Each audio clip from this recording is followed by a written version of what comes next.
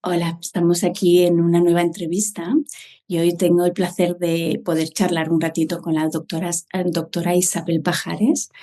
Y bueno, Isabel, ya te he contado que no me gusta presentar a la gente y lo que sí que me gustaría es que nos contaras sobre el tema del que vamos a hablar hoy, ¿no? El duelo y la importancia del duelo para los familiares que están acompañando a alguien que tiene un trastorno mental y cuál es tu experiencia como doctora o acompañando a familiares en este tipo de procesos. ¿Nos quieres contar? Empezar con eso, ¿vale? Bueno, primero saludar a todos y luego deciros que el proceso de duelo, desde luego, es un proceso natural. Es un proceso natural de acompañamiento y en realidad es un proceso adaptativo a un cambio que se produce por una pérdida. Entonces, el médico realmente cuando hacemos la medicina que yo hago, que es una medicina integral, una medicina que trata todos los aspectos de la persona, pues es muy frecuente que las personas que vayas a tratar tengan duelos en su vida, los vayan teniendo a lo largo de los tratamientos o de los acompañamientos que hacemos de la enfermedad, o los hayan tenido antiguamente y no los tienen bien resueltos, y eso es una gran causa de enfermedad. Es decir, que como médico integral, que llevo más de 30, casi 35 años ejerciendo, pues evidentemente he acompañado muchísimas personas en procesos de duelo. En procesos de duelo y salud mental también. ¿Por qué? Porque esto es un binomio que es bastante frecuente que pase.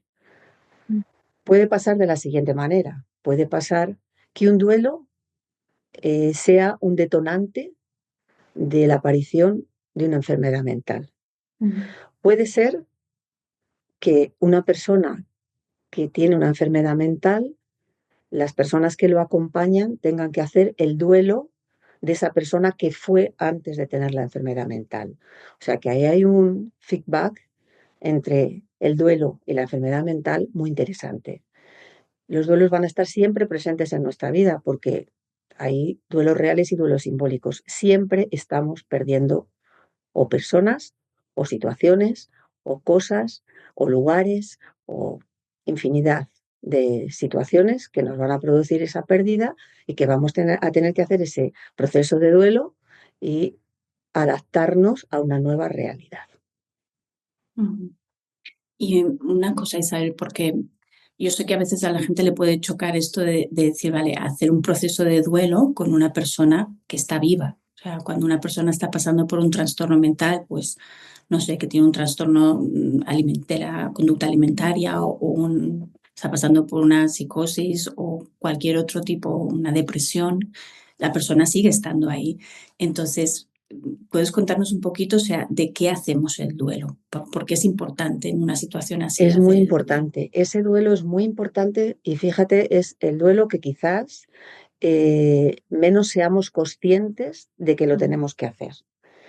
¿Por qué? Porque como tú bien dices, la persona está ahí, la persona no se ha ido, pero evidentemente cuando la persona se enferma, sobre todo en el caso de una enfermedad mental, deja de ser un poco la persona que era, aunque en esencia no sea así, pero sí digamos que en el contexto de su vida, de su entorno, de sus relaciones afectivas, va a ser una persona diferente. ¿Qué le pasa a los acompañantes, a los padres, a los familiares, a las parejas, que verdaderamente se quedan en la añoranza de ese ser que fue, de esa persona que fue y que ya probablemente nunca será? Por eso es tan importante hacer ese proceso de duelo para poder, digamos, avanzar, crecer, incluso acompañar mejor. Y hay que hacerlo con las mismas etapas que tiene el proceso de duelo habitual, que puede variar de unos autores a otros, pero que tiene unas etapas concretas. Ujú. Pero es el más difícil de identificar.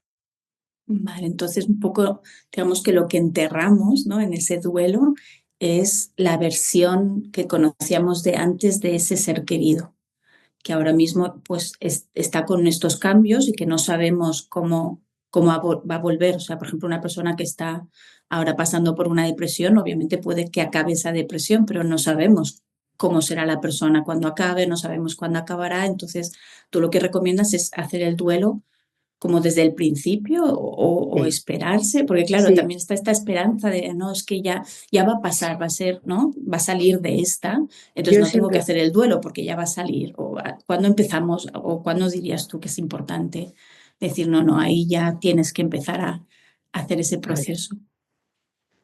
yo siempre digo que el duelo viene a hacernos un regalo y que cuando terminamos de hacer el duelo, siempre somos mejores personas y tenemos una capacidad de reintegrar o de reinvertir nuestra energía en cosas mejores.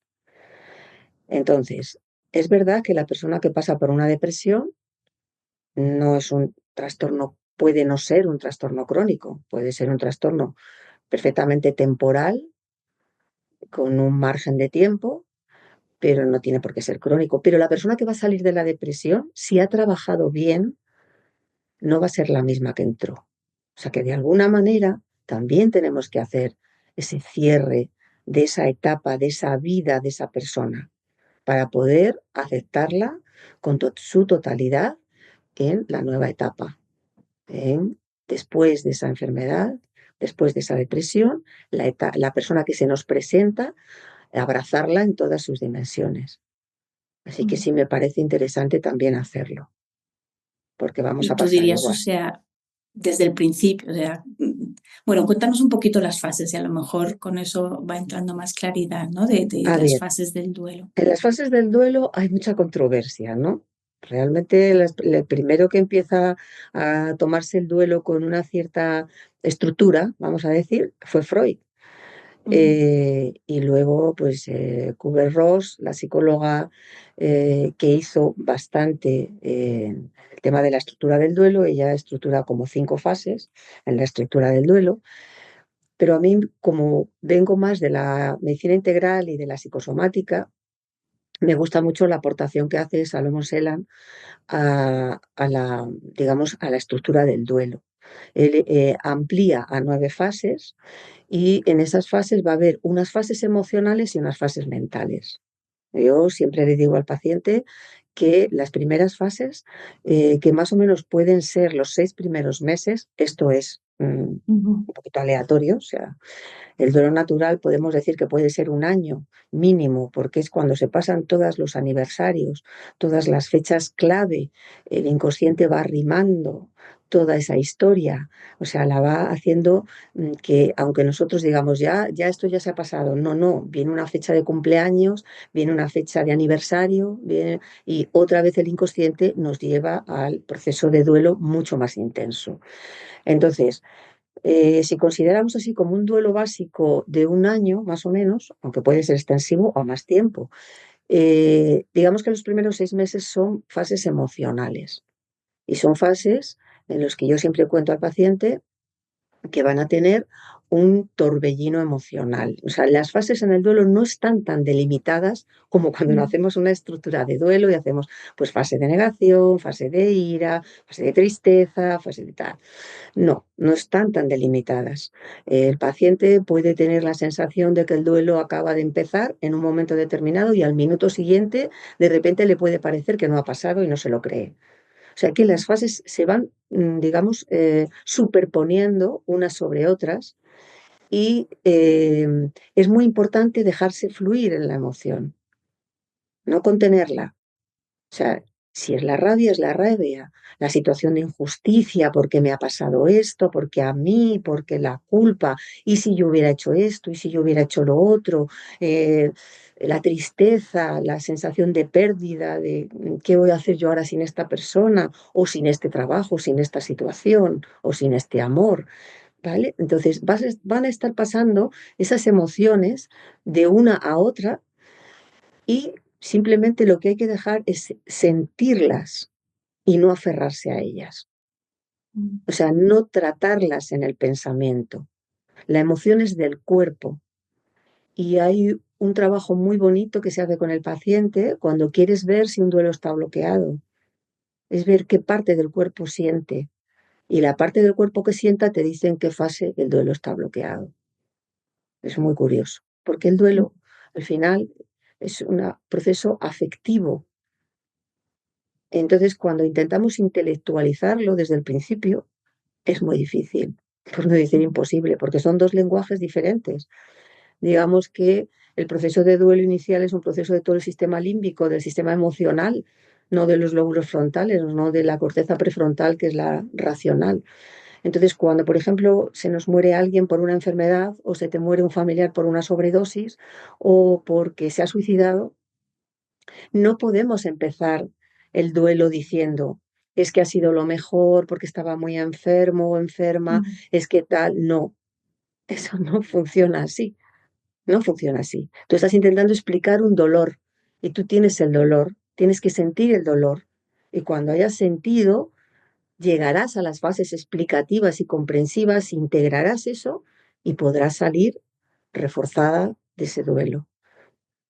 Pero el proceso primero son fases emocionales y luego son fases mentales, que bueno, cuando desarrollemos el curso, pues las iremos ya definiendo cada una para que todo el mundo lo tenga bastante concreto. Pero así como en general, ujú, yo creo que esta aportación de diferenciar un poco los aspectos emocionales y mentales puede estar muy bien, que es un poco lo que aporta esta nueva visión de la estructura del tratamiento del duelo. ujú. Y en el caso concreto del trastorno mental o la enfermedad mental de algún ser querido, em, ¿cuál es tu experiencia? O sea, que antes decías, ¿no? Que no se habla, que no somos conscientes de que ahí también hay que hacer un duelo. No sé qué has observado tú acompañando a los familiares, o sea, estos duelos enquistados, ¿no? O bloqueados. Cómo alguien que nos está escuchando, ¿no? ¿Cómo se podría dar cuenta de decir, pues igual yo sé que se me ha quedado el duelo enquistado, ¿no? Igual no he llegado hasta el final. O sea, Claro, lo primero son los síntomas de enfermedad. O sea, ujú, ¿qué enfermedades has desarrollado en función de una pérdida? ¿Qué te ha pasado? Eso ya es lo primero. Y según lo que te haya pasado, ¿cuánto tiempo te está durando eso? Porque es verdad que cuando nosotros tenemos una pérdida importante podemos enfermarnos. ujú, Es una reacción bastante habitual, pero evidentemente eso no dura en el tiempo. Si eso dura mucho en el tiempo, evidentemente ahí está pasando algo. O sea, que eso pueden ser síntomas como muy claros de que hay una emoción que no se ha procesado de una forma adecuada. Luego, en el acompañamiento en concreto del paciente con enfermedad mental, o sea, de la persona con enfermedad mental, el acompañante siempre va a necesitar ayuda en ese contexto. Siempre. ¿Por qué? Pues porque al final realmente el que acompaña necesita ser acompañado también. Necesita un soporte vital ujú, para poder acompañar.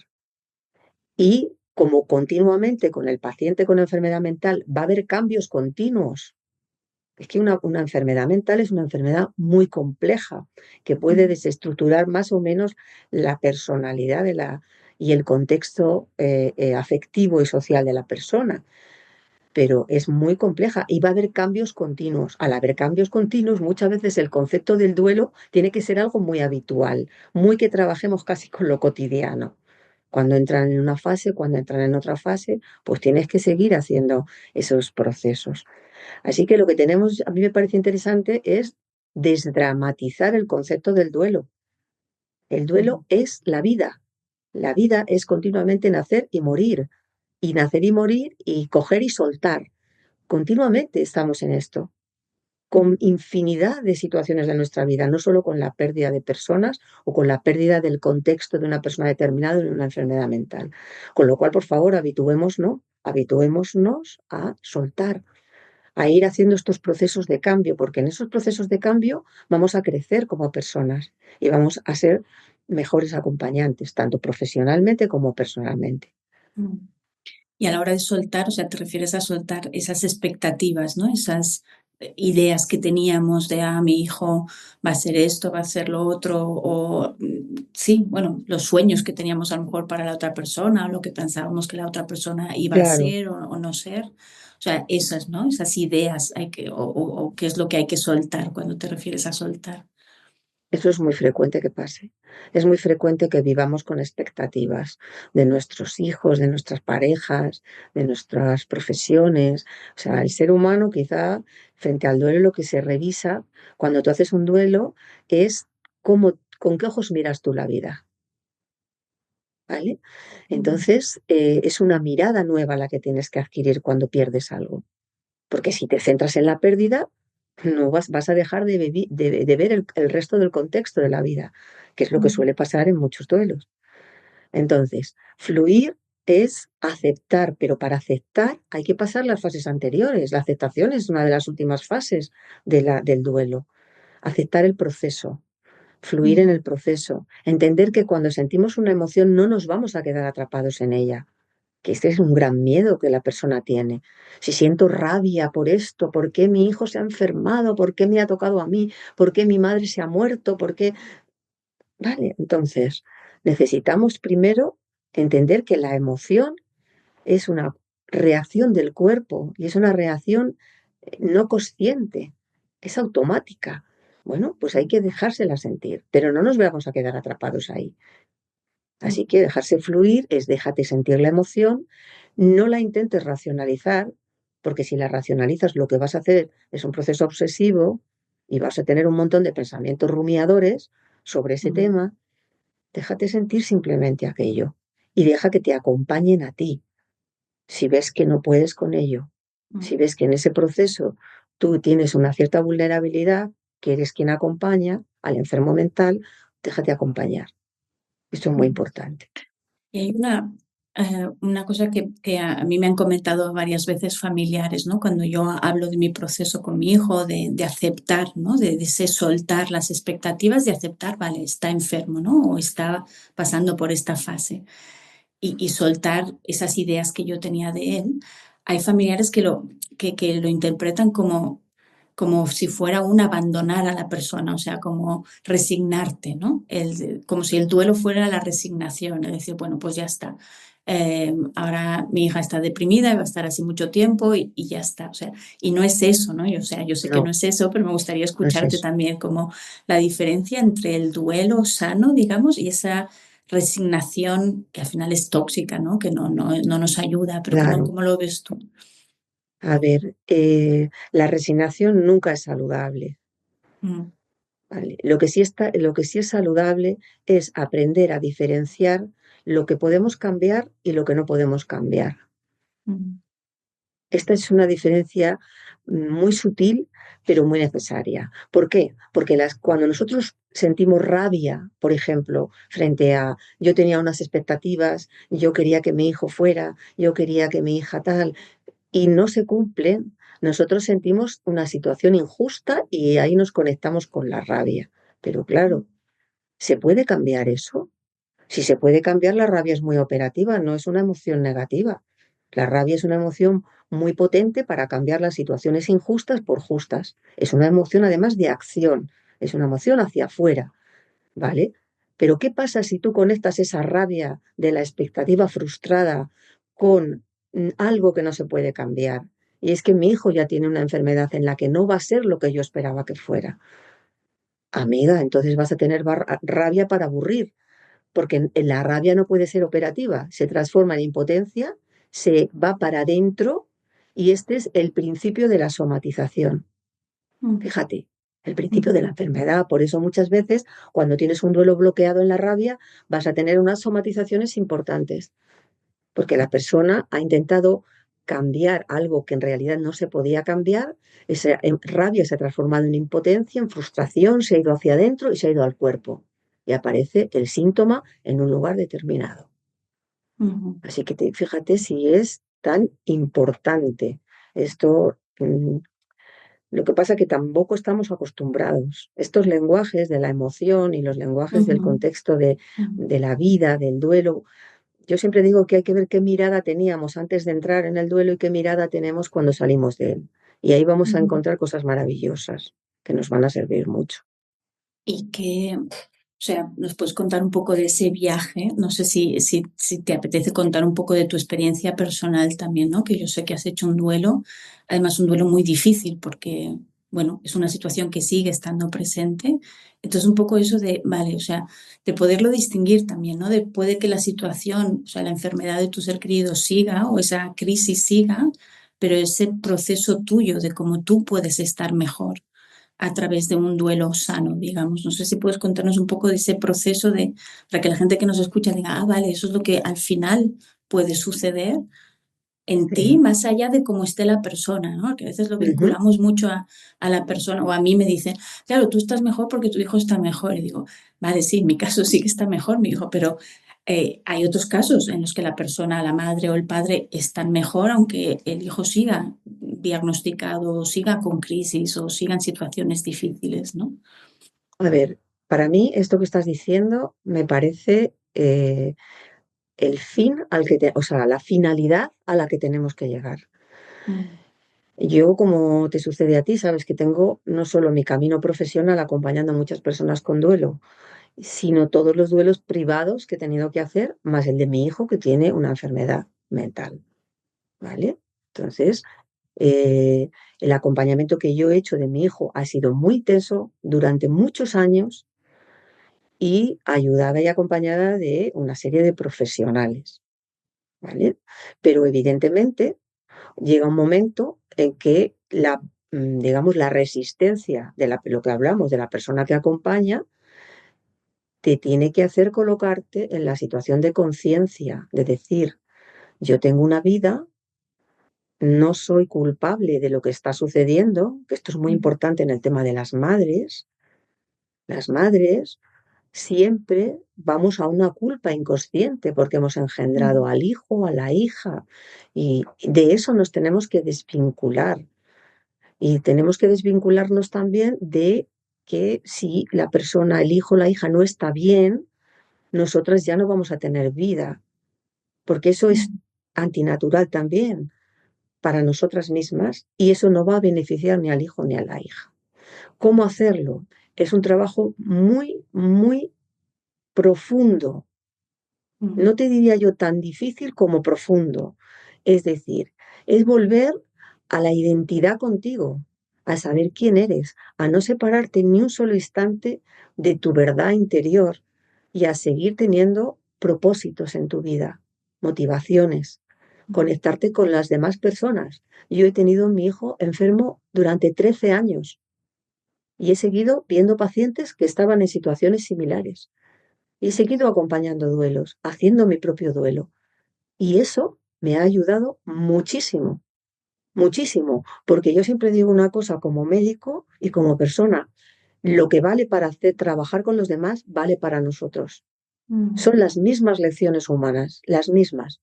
Entonces, si sabes acompañar, te tienes que acompañar también a ti. Y para eso el mayor acto de amor. Y el mayor acto de amor, además, que podemos regalar a nuestros hijos, que la madre entre en el autocuidado y entre en la conciencia de sí misma y no en dejarse ir a la mm, enfermedad del hijo y a la muerte del hijo cuando fallecen, porque yo he tratado muchos acompañamientos de muertes de chavales con enfermedad mental mm, y de suicidios. No, las madres y los seres humanos tenemos una vida propia y una vida que tenemos que abrazar con amor. mm. Y aunque nos estén pasando las cosas más terribles de la vida, hay que seguir abrazándola, porque a mí me parece que eso es lo más importante. No sé si te he Sí. respondido. Sí, sí, desde luego. Además, este tema es que, bueno, es un temazo, ¿no? El tema de la culpa y de cómo, o sea, a los padres también les pasa, pero a las madres lo que tú dices es tan intrínseco, ¿no? Es como, es que me voy ahí, ¿no? A ese lugar de sentirme culpable. Ujú. Y desde esa culpa, claro, no puedo tolerar que mi hijo o mi hija esté mal porque eso me hace a mí sentirme mal.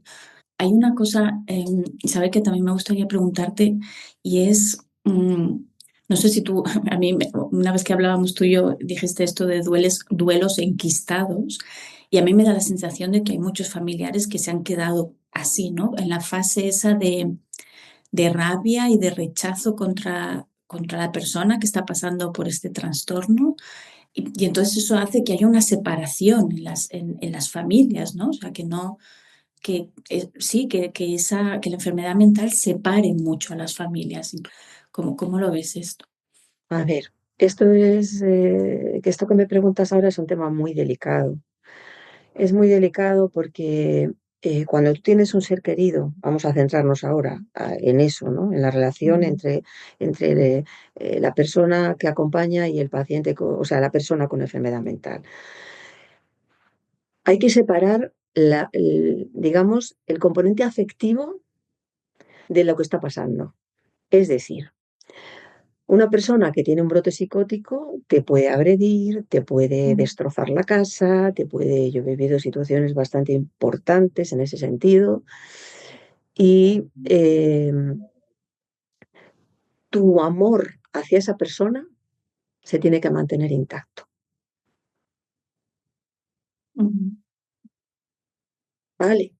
Esto es muy importante. O sea, yo ahora mismo tengo una distancia terapéutica con mi hijo, que la he impuesto yo por sus acciones, por mi propia vida, por el amor a mí misma, ¿vale? No le culpo, no le juzgo y le quiero incondicionalmente. Y se lo digo. Y le puedo querer incondicionalmente. Y le puedo decir que le voy a querer y que mi amor va a estar siempre ahí. Y que cuando necesite mi mano la va a tener. Pero por otro lado está el amor a mí misma, que también tiene que ser incondicional. Y también me tiene que alertar de cuando el amor al otro está sobrepasando los límites del amor a ti. Y eso ya ujú, es tóxico, eso ya no es saludable. ¿Vale? O sea, el amor que tenemos al hijo o a la hija o a la pareja o a quien sea no puede pasar por encima del amor a nosotros mismos. No puede, porque entonces no es amor. Entonces es algo muy diferente y muy tóxico. ujú, Así que esta es una buena prueba de cuando tú ves que ese amor sigue estando ahí, aunque tú no puedes a veces hacer nada. Porque llega un momento que con el enfermo mental, a veces el familiar más cercano es el menos idóneo para poder hacer algo. ujú, En este caso yo, incluso que soy profesional y que lo he acompañado durante muchísimos años y le he aportado muchísimas herramientas, pero incluso así, a veces no eres la persona más idónea para estar ahí y ujú, hay que saber separar ese componente ujú, afectivo, emocional, ese amor incondicional que sobre todo las madres sentimos hacia los hijos, que me parece que esta relación digamos que es la más difícil de transitar, no ujú, porque los padres no lo sientan, sino por el vínculo que has tenido con el hijo, es un vínculo celular ya de estar dentro de ti, ujú, eh, es un proceso un poquito más diferente, ¿no? Pero no quiere decir que los padres no sufran esto también y se encuentren con las mismas, digamos, con las mismas etapas y con los mismos dolores que sufrimos las madres, ¿no? ujú, Así que a mí me parece importantísimo poder separar esto. Y esto es un trabajo diario, porque cuando el hijo recae, otra vez vuelve el duelo y otra vez vuelve. Es lo que hablábamos, en el proceso mental hay un ujú, cambio continuo. Cuando la persona está estabilizada, pues digamos que hay un proceso mucho más suave para poder hacer ese trabajo. Hay un tiempo, digamos, de recuperación eh, más transitable, más adecuado, pero ujú, claro, cuando la persona recae otra vez, ahí vuelven a salir pues todas nuestras emociones, vuelven a salir otra vez nuestros ujú, recuerdos, las situaciones que hemos vivido, nuestra frustración, no puedo más, eh, esto va a acabar conmigo, pues todas las cosas que un ser humano puede llegar ujú, a decir cuando está en una situación que ya no le está debilitando y no puede con ella, ¿no? Entonces, de alguna ujú. manera volvemos a empezar ese duelo. Así que duelo es proceso adaptativo a un cambio que se produce por una pérdida. Y cuando como el cambio es un proceso continuo, en la enfermedad mental tenemos que hacer un proceso adaptativo pues todavía más dinámico. Ujú. Que, Y me ha parecido muy interesante eso, que has dicho, a ver si lo repito bien, de separar, ¿no? los actos y las actitudes, lo que hace la persona, del amor que tú tienes por la persona. Efectivamente, Que esto lo has sí, dicho así en una frase, pero digo, eso es muy complejo también, ¿no? Porque, es muy o complejo. sea, y me imagino que el duelo ayuda a eso. No sé si El la duelo última ayuda pregunta mucho a ya que eso. te hago, pero porque no es tan fácil. O sea, si tu hijo te ha agredido, tu Mm, hija, no sé, ha robado dinero, o sea, hay cosas que se hacen también, ¿no? Cuando una persona está bajo estos efectos del trastorno mental, ¿cómo se puede llegar a eso? A separar, a decir, te pongo un límite, no estoy de acuerdo con esto, y aún así mi amor está intacto. O sea, ¿cómo se llega? Pues eso es un proceso, pues vuelvo a decirte, muy profundo, muy profundo. No Mm, tanto complejo como profundo. Entonces tiene mucho que ver con que sabes que realmente cuando pues, un psicótico tiene una conducta agresiva o cuando un adicto te roba para conseguir su dosis, sabes realmente que quien está actuando es la enfermedad de esa persona. Y probablemente, a mí me ha pasado, no sé si te habrá pasado con tu hijo, cuando la persona sale de ahí y está mejor y ve la otra realidad, toma conciencia de que no quería hacerte eso, de que, ujú, claro, que eso luego no sirve a la hora de repetir patrones, o sea, porque eso se van a seguir repitiendo si no ponemos otras alternativas, pero es algo muy profundo de trabajar, muy profundo. Y sobre todo, cuanto más nos amamos a nosotras mismas, cuanto ujú, más nos autocuidamos, mejor podemos hacer este trabajo de amar sin juzgar y amar manteniendo el equilibrio entre ese amor y la supervivencia, porque muchas veces requiere de esa distancia terapéutica para mm, que ese amor se mantenga en esas condiciones. mm. Es muy interesante, Isabel. Me gustaría seguir hablando, pero ya se nos acaba el tiempo. Nunca había asociado el duelo con el amor. Y tú ahora última, o sea, en las últimas frases que has dicho, lo has dicho mucho, ¿no? El amor hacia ti misma, el autocuidado, amarte a ti más que al otro. Igual, ¿quieres decirnos algo sobre este vínculo entre el duelo, que en sí es algo como negativo, ¿no? De la muerte de algo, y cómo lo vinculas con el amor. Pues muy sencillo, porque mira, en cualquier cultura ancestral que tú mires, en la historia y en el mundo, los mecanismos de la vida y la muerte están vinculados, siempre. ¿Qué pasa? Que en la cultura actual, en la cultura, digamos, del primer mundo en el que hemos nacido nosotros y estamos, el contexto de la muerte es un contexto totalmente relegado. Es como si nosotros tuviéramos que estar continuamente en la vida, en la felicidad, en conseguir Mm, cosas, en decir aquí no pasa nada y tal. Esto es una, digamos, mala interpretación de la vida. Por eso yo antes decía, ¿cómo estabas tú antes de que pasara eso? ¿Qué pensabas de la vida? ¿Con qué ojos la mirabas? Si tú antes de entrar en esto entendías que la vida es un proceso de vida-muerte cotidiano, donde incluso células tuyas están muriendo cotidianamente para que nazcan otras nuevas. Bueno, pues si entiendes ese proceso, mm, entiendes que cada vez, como en un organismo humano, cada vez que mueren células y nacen otras nuevas, tú estás renacida y tú mm, tienes una nueva oportunidad. Pues así pasa. Después de los duelos, si los aceptamos desde el corazón, vamos a salir fortalecidos. Esto es lo que yo llamo el regalo. Siempre que se pierde a un ser querido, de alguna manera real o simbólica, o cualquier otra cosa en nuestra vida, hay un regalo que nos hace mejores, cuando verdaderamente hemos llegado a aceptar e a integrar ese duelo desde el corazón. Y ese es el amor para mí. mm. Qué bonito.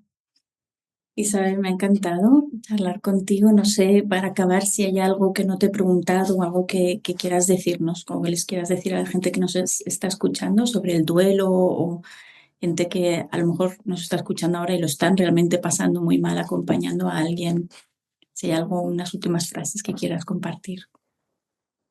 Yo siempre digo que no hay que perder la esperanza, que, que cada día vuelve a salir el sol, que esto lo decía mucho mi padre, al cual acompañé también en su final, y decía que vuelve a salir el sol y vuelve a salir el sol cada día y después de la tormenta, y nosotros lo que tenemos que comprender es que somos caminantes en esta vida. estamos de paso, estamos transitando la vida, con lo cual, ¿cómo no vamos a tener esos procesos de cambio? ¿Cómo no vamos a, a participar de lo que la vida y la muerte nos van a estar dando de la mano continuamente, una y otra? Entonces, a mí lo que me parece más importante es no perder esa esperanza y entender que el corazón y la razón tienen que acabar llevándose. Esa es la verdadera clave dentro del ser humano, que no podemos desvincular nuestra parte emocional de nuestra parte mental y viceversa. Y que cuando nos pasan cosas, nos pasan por dentro. Nos están pasando por fuera, pero esas cosas tienen que acabar pasando por dentro. Y cuando pasan por dentro, te dejan, si has sabido transmutar esa energía, te van a dejar en una situación mejor. Aunque sea, ya te digo, situaciones súper dolorosas como las enfermedades mentales graves, como las pérdidas, pues en casos de autolíticos, etcétera, ¿vale? Siempre la esperanza y siempre seguir caminando en lo profundo, en el amor. Mm, muy bien.